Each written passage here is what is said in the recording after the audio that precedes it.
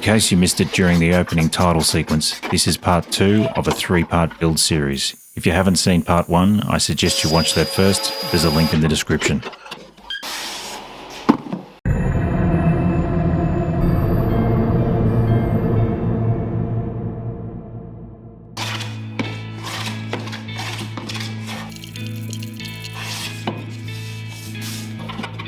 After splitting the panel and cleaning up both surfaces to reveal the grain's inner beauty, it was time to begin the lid embellishment process.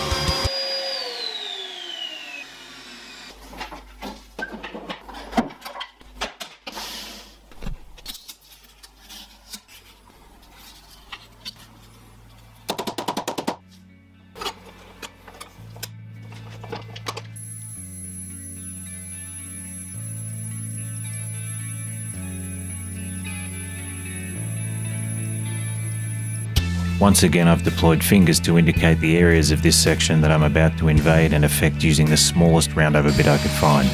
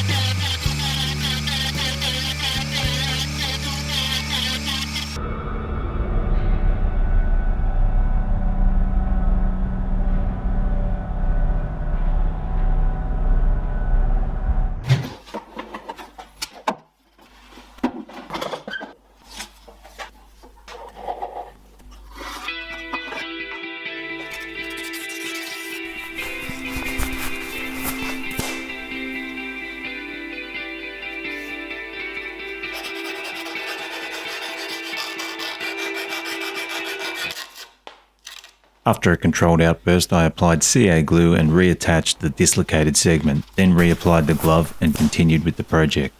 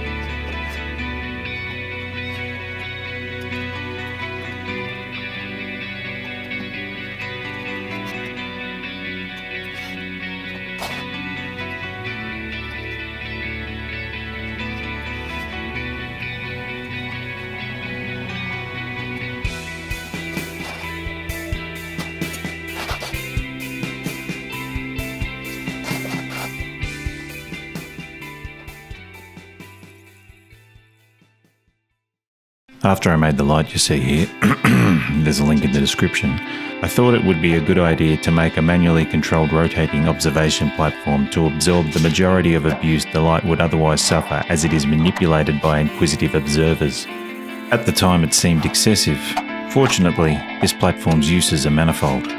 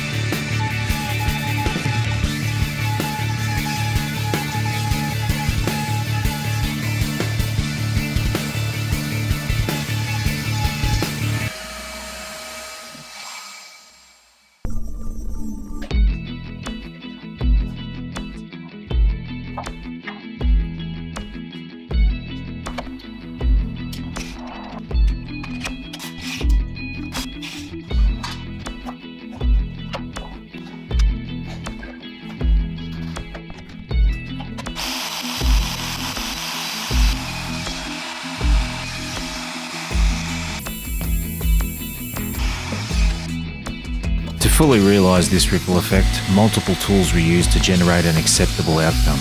There's one particular sanding tool I made in order to spare my fingertips some avoidable degradation.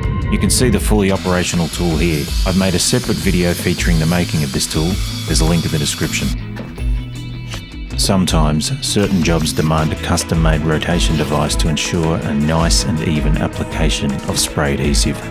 The most effective way I could think of to communicate the following operations of the build was to have them all reveal themselves as multiple techniques are harnessed and executed during this action-packed montage.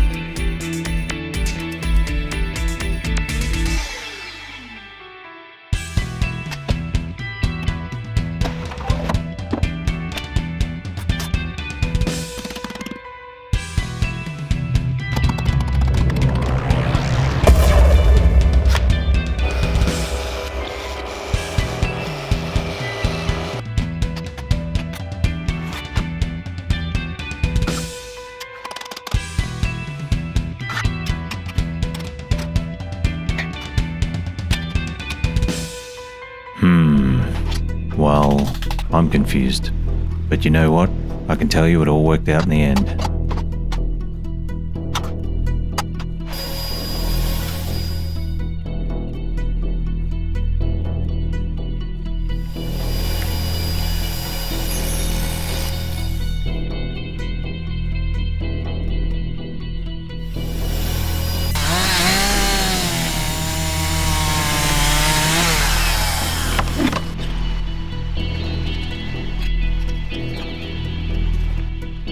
Now, after all the care taken to ensure these insert templates were fitted correctly, I can now actually use them to guide me around the removal of excess timber to reveal the final shape for the inserts.